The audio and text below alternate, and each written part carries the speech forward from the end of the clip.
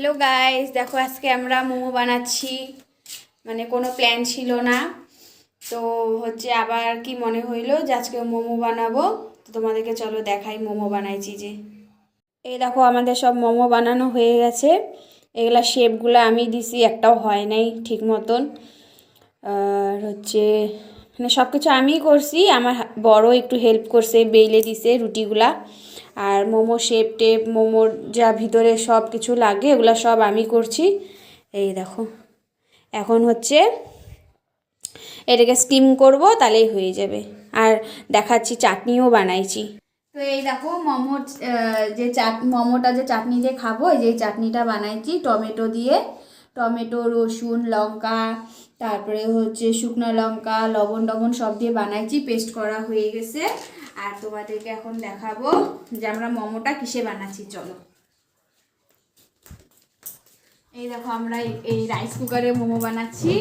এখানে হচ্ছে স্যুপ দেওয়া হয়ে গেছে, এখন এটা একটু গরম হবে, স্টিম হবে এটা, তারপরে হচ্ছে এটার মধ্যে মোমোটা দিব। তো চলো মোমোটা হচ্ছে এই ট্রেটার মধ্যে বসাই নিই। একটু তেল দিয়ে দিব, তেল না দিলে এটা হবে না, লাগিয়ে যাবে। একটু ব্রাশ করে নিই তেলটা। এর আগেও আমরা মোমো বানাইছি বাড়িতে, তো এবার মনে হচ্ছে একটু বেশি বানাইছি। আর আগে আরও যা বানাইছি ওগুলো হচ্ছে একটু কম কম করছে সবার জন্য।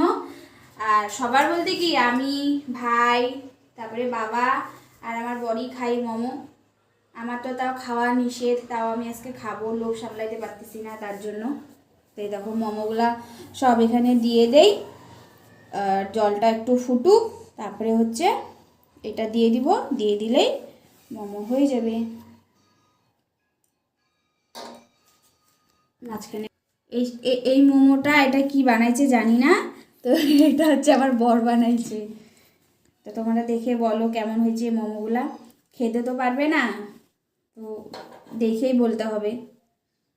আর যার যার খাওয়ার ইচ্ছা হবে সে তাকে তাকে বাড়ি চলে আসতে লাগবে খাওয়ার জন্য। তো এই দেখো আমার দেওয়া হয়ে গেছে, এখন এটাকে স্টিম করব একটু পর।